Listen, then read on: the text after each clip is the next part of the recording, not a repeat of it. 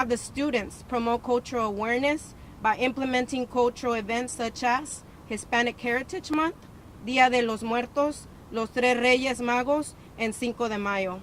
The program grew and we created two groups, the Spanish Club for on-level students and the Spanish National Honor Society in 2019. In the Spanish National Honor Society, a student must maintain a GPA of 3.0 and do 100 hours of community service. Students dedicated their time to earn those hours, and we have record of them. They gave up their late arrival days and committed to serve at the nearby elementary school in building bridges of promoting bilingual literacy. What happened this past Saturday is unacceptable, and it's not the first time. I saw it last year, but I took action this year and all the necessary steps for my honor students to have that stole during graduation and got approval on April 25th. This is humiliation and racism in its greatest at all. And I demand TIA to do a full investigation on the district on the lack of representation of Latinos and how bilingual students and families are being serviced in this district. The lack of providing Spanish newsletters or any school information in Spanish to parents. The Humble population is 53% Hispanic. Of that, 40% serves as the student population in the school. More Hispanic students graduate in our school system. Results were pulled from the TARP-TIA website and from last year's TARP-TIA website. And with the population increase this year through the district, it's evidence enough the Latino population increased as well. We are no longer the minority, but the majority, and our students deserve an equal and fair education and treatment. It is important that Humble ISD graduation policy be changed to reflect cultural diversity and awareness. Don't embrace Hispanic with just our food and our drinks, but also our language and our identity. Thank you. I'm going to ask one of the students to say a few words.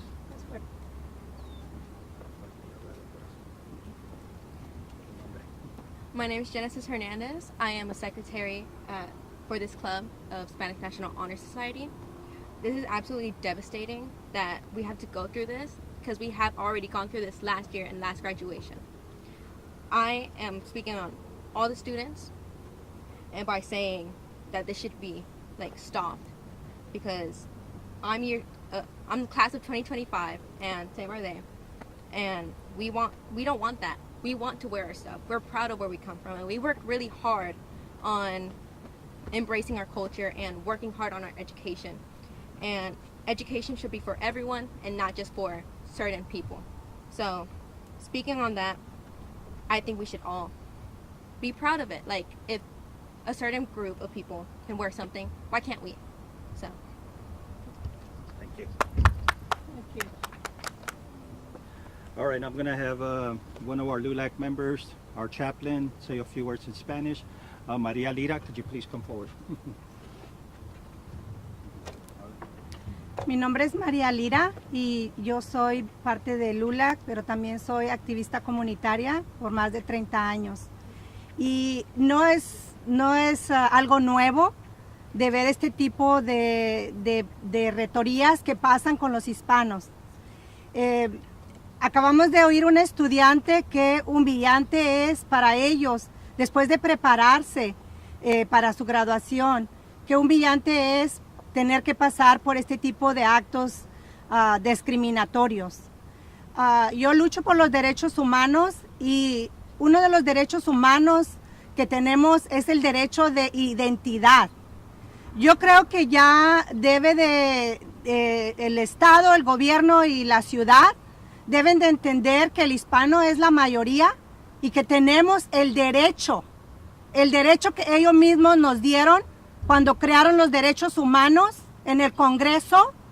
Tenemos el derecho de ser quien somos, el derecho de identidad.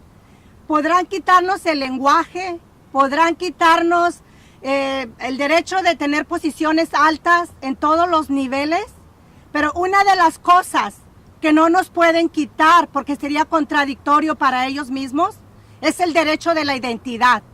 Nosotros somos hispanos, nosotros somos latinos, como nos quieran llamar. Nosotros nacemos con nuestra propia cultura. Y si ustedes nos quieren quitar nuestra cultura, es quitarnos el derecho de la vida, que también es otro derecho. El derecho de la vida no nada más es el aborto o matar. El derecho de la vida también es quitarte el derecho de crecer con todas tus potencialidades que Dios te ha dado. Estos muchachos acaban de experimentar esa discriminación. Y nosotros como LULAC le exigimos que las personas que estuvieron envueltas para quitar esta identidad, esta cultura que tienen estos jóvenes, tienen que ser removidos, así como remueven otros derechos que ustedes mismos inventan para salir con lo que ustedes quieren lograr. Nosotros también tenemos ese derecho y necesitamos que ustedes nos tomen en cuenta, si no quieren a nosotros los adultos, pero esta es la generación. Si ustedes no le dan el derecho de identidad, el mismo ciudad de Houston se cae, el sistema se va a caer, porque le están quitando el derecho a estos niños de educarse con toda la potencialidad de ser latinos. Son latinos y eso no lo pueden cambiar porque el color y el lenguaje lo traemos en el corazón. Gracias.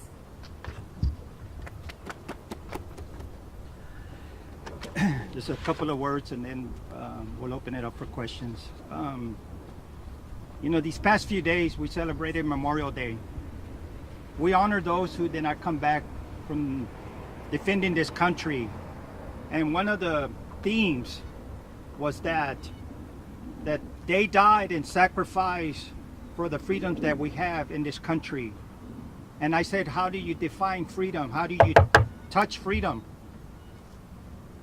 What does freedom mean with actions? What freedom means, the right to assemble. Freedom means the right to free speech. Freedom means the right of expression, or the right of cultural expression. These people died.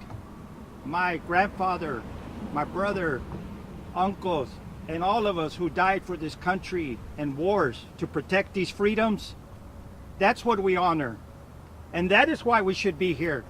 And that is why we rise up and cannot be silent anymore, because they are the future. Whether you like it or not, they're the majority. They are the ones who are building America, designing America, creating America, and working in America. Come on. Treat them with love and respect. Yes. Treat them with dignity. Yes. And always honor those who died for this country. And let not let their death be in vain. Because we're going to stand for them and for this country and for freedom, and to make sure that this generation does not go through this type of embarrassing discriminatory act again in the state of Texas. Thank you, and God bless all of you. Really quickly, Yes, ma'am. by seeing, when you saw the video and when they were taking away the sarapes from the kids, and it feels like do you feel like they were just targeting the Latinos or the ones that were wearing the sarapes? Yes. Yes, throughout graduation, and there's the other staff members here that they can agree with me. No other stoles were removed. We had the African Americans wearing those stoles. We also had other clubs like a medical club and society. We had also a Puerto Rican student wear her flag. But why only the sarapes were being removed after they were approved? That just shows the discriminatory that there is in the administration, and that needs to change. Yes, absolutely. You can all witness the selective discrimination as to why they were singled out. Why didn't anyone else get their sash removed? It was a deliberate and conscious decision from adults who are educated and professional. That is what is appalling in this day and age in the year 2023. The school district said that it was a mistake. They apologized and that they're offering pictures. Do you guys think that's enough? No. Do you think that's enough for them? No, that's No, taking it's away not. a moment that the kids have. So no, it's a special moment and it's a one in a lifetime opportunity for them. LULAC, you guys feel the same? Oh no, absolutely we not. allow You cannot turn back the clock. You cannot erase that moment. You cannot bring all the family members back to that celebration, to that moment of being proud of their loved ones walking across the stage. You cannot bring back that feeling, that sentiment. No amount of money, no amount of retake, nothing would ever replace that moment in history on the day it happened. Anything that the school can do that can make it better? Yes, absolutely. They can pass a district-wide policy. In fact, I'm talking to state legislators to make sure they codify that they respect all sashes that are being approved by the campus principal.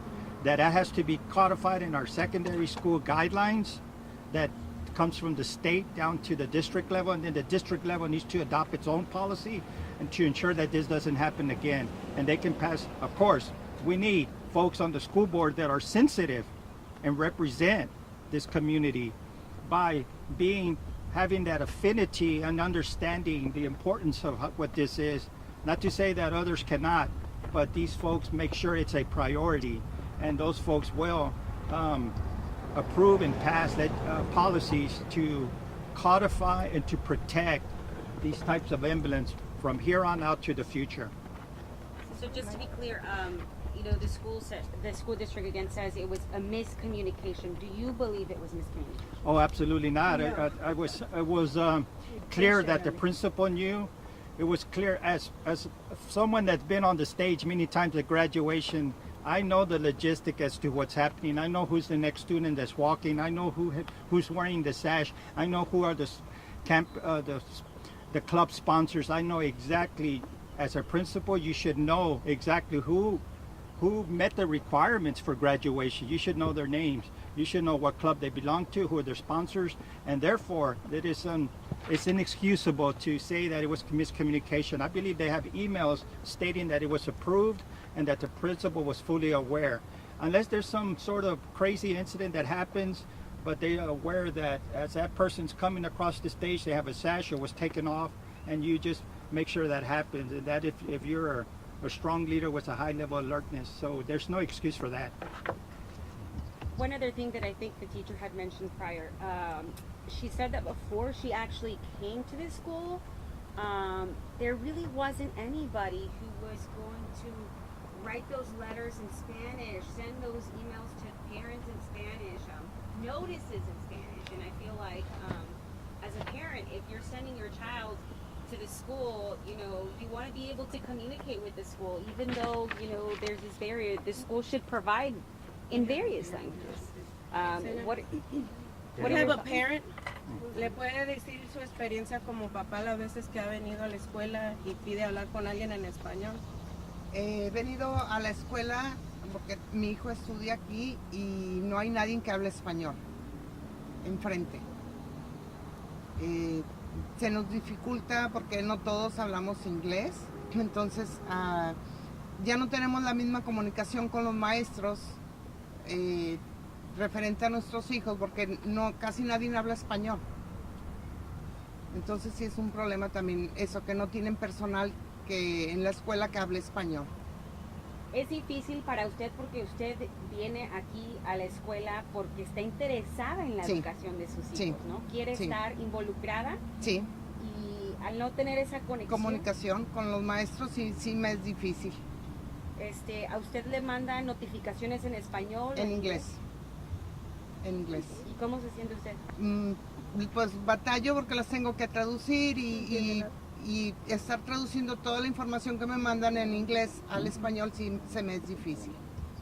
¿Qué quisiera que la escuela hiciera para más que nada poder ayudar a esas familias como usted? Porque son muchas familias que son parte de este distrito que a lo mejor se encuentran en la misma situación que usted. Que nos mandaran también la información en inglés, en español, perdón, para poder estar más en comunicación y estar más al pendiente de lo que está pasando en la escuela con nuestros hijos y la educación. As LULAC, hearing that, is that frustrating to hear that these parents can't even communicate with their schools? Yeah, this is something that I've been fighting for many years, and LULAC, and we can all agree that the lack of representation is key on school boards, because school boards and Latino superintendents. There's, I believe, 2 in the whole 20 district surrounding areas. When you have folks that look like us and understand our culture and our leaders, and they don't just sit on the sidelines and really understand the policies, they will make these issues a priority, to have bilingual resources, to have literature in bilingual, in English and Spanish or Vietnamese, and to have messages that are on the call-outs in English and Spanish, to have graduation ceremonies in English and Spanish. There's just so much, but without, only 16% of the teachers are Hispanic, yet 51% of the students are Hispanic. So there's a huge gap in terms of equity and hiring more Latinos or Hispanics on all the school districts in the surrounding area. Without Latinos feeling welcome and embraced in these school districts, they're going to continue to go to other schools. As we know, enrollment is dropping, and we know teachers are leaving the profession because they don't feel welcome. They don't feel embraced. They don't feel that they're being valued and honored. So this goes to the superintendents. The superintendent hires the administration. The administration implements the policies, and the director of communication needs to be someone that's very capable, proficient, and is a leader to ask for resources to be bilingual. It has to come from the media communications director of each district. And if it's not Hispanic or Latino or Latina, then that message never reaches the superintendent, never reaches the board members. So therefore, we will continue with this only English monolingual communication to a community that's bilingual. So we need to continue to raise this concern, and that's a very valid question, and we'll continue to bring it up and go to school boards and ask for more resources that are bilingual. So it's more than just accepting the culture and accepting the sassage. It's also about being able to communicate with these parents, forming them as part of the community. Absolutely. He wants to say, Oh. to answer that question. Oh yeah, I'm sorry, go ahead, Lori. Hi, my name is Lori Flores. I'm was born in Houston and have always been here. And I really empathize with these children who work so hard the entire semester to be appreciated and recognized the one time that they had this opportunity to share their success throughout for the whole semester. And I just think it's appalling that it was denied from them. And I work with this group of people, LULAC, who work for civil rights of all people.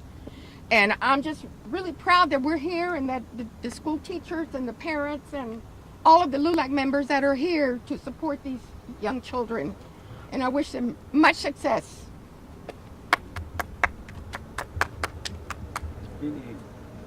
Any more comments? Anybody want to say anything? No? Any more questions?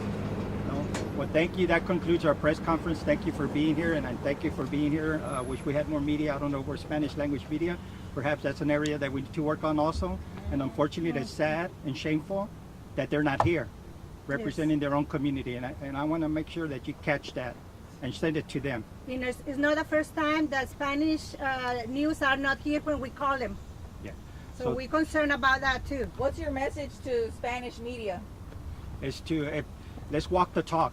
Ooh. If you want us to represent our community, and you want us to always fight for our community, and we stand with our community, then stand with us, and don't just look at very other newsworthy items like killings and violence and all that. This is meaningful. This is life. This is our community, and let's just not focus on the violence that you want to report for your ratings, but let's focus on the families. Let's focus on the people. Let's focus on the future. Y los que hablan español deben de estar aquí orgullosamente defendiendo y enseñando este mensaje a todo el pueblo hispano, que ya es la mayoría en esta área. Desfortunadamente no están aquí y nos duele el alma, pero siempre nos exigen que estemos ahí con la comunidad, pero ustedes también deben de estar con nosotros. Muchas gracias. Que hagan su trabajo. Thank you. God bless you. Let's all take a group picture. You want me to take a picture of y'all? Yeah, do you mind?